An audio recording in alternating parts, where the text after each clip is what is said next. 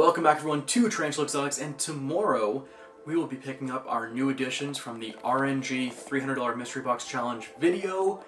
If you didn't see that video, I will have a link up in the cards up above. But if you did, then you know I'm getting 8 new tarantulas. I have already set up the enclosures for those guys. However, I decided to add one more to that list. This was self-chosen, of course. This was not randomly generated. I have those 8 that I'm picking up, and then I'm going to be picking up another one as well. So today's video is actually doing an enclosure for that new addition, and I want to see if you guys can guess what it's going to be. So let me know down in the comments what you think I'm going to be picking up at the expo, and we're going to try and do it based strictly on the enclosure, and I'll kind of drop some hints while we're doing the enclosure and building it, just so you guys have a rough idea of kind of the care requirements, and you can maybe try and deduce what tarantula I'll be getting.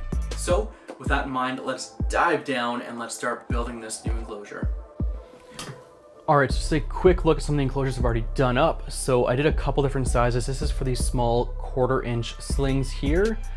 So we just have very simple setups. And as you guys may have noticed from the RNG video, I actually got a lot of fossorial species.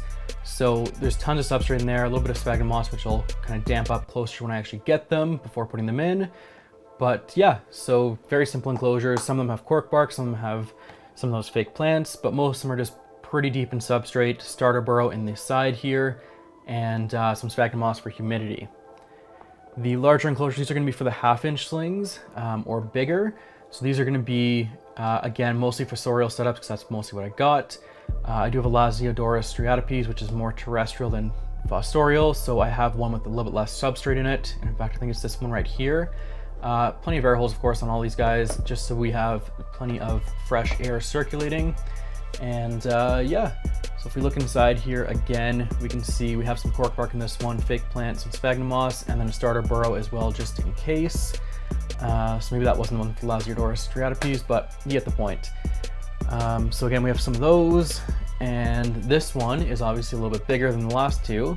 So for size reference, this is the small one, and this is kind of the medium-sized one, and just kind of compare them side by side.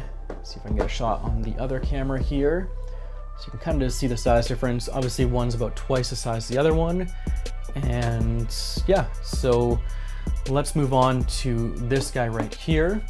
I am going to plug my soldering iron in because we're going to be poking some more air holes. Okay, that should be plugged in. It should only take about 10 seconds to heat up.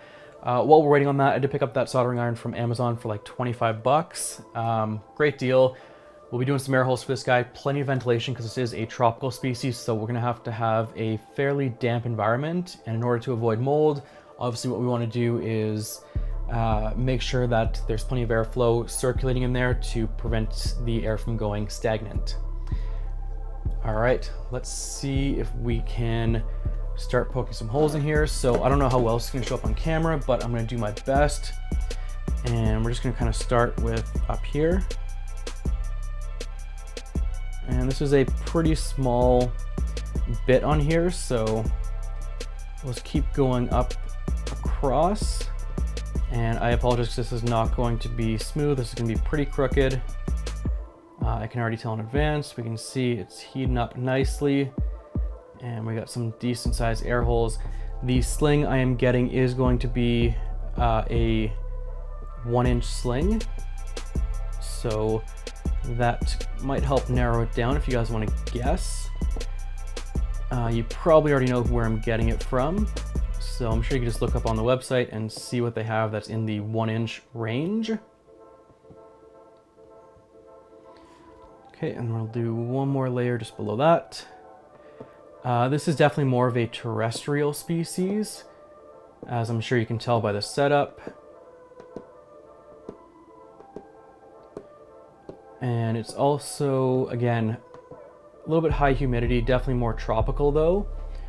So that should also help with giving away what exactly we are in for. So what I'll do is I'll finish poking these holes because you guys don't want to watch me do this forever, and then we'll resume and start the actual setup.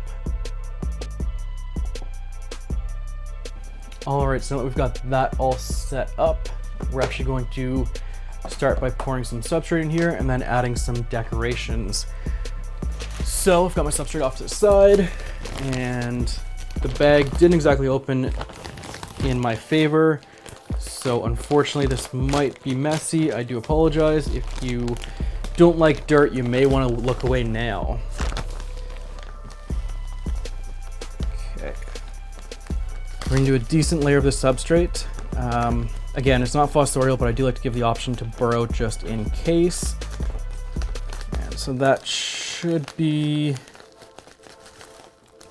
And there goes all the dirt, as I predicted.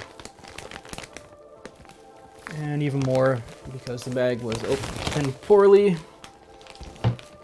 All right. Again, excuse the mess. It happens. This is part of the hobby, so you get used to it.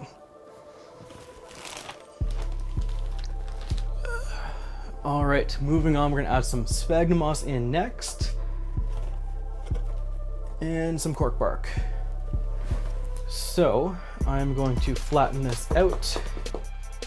Probably about 2.5 inches of substrate roughly. And so what I'm gonna do is put this one in the corner here. Actually, I'm gonna use this to flatten this out just to compact it a little bit more. There we go. That should work. All right, we're gonna put this one in the corner, followed by a fair bit of sphagnum moss.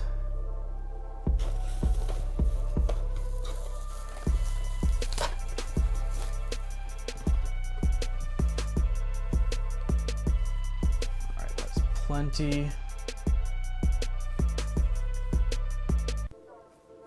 And that's gonna act really good. And also hold in a lot of humidity, so that is what we want for this species. And the finishing touch, of course, is a water dish. So we're gonna just put that off to the side right here. And we are all set. So if you think you know what it is, let me know in the comments down below what you think it could be. And if you want to make a guess, that would be awesome. I'd love to see you guys make comments on the videos, so that's really cool of you guys and really appreciate it. But we'll see if you guys can guess what I'm picking up. And of course, I will have a video out next week on all the new additions, as well as rehousing them all, and the trip to Edmonton just in general. I'll have a quick video on that one too. But that's gonna do it for today's video. I'm gonna end it right here. So thank you guys so much for watching, and I will see you in the next one.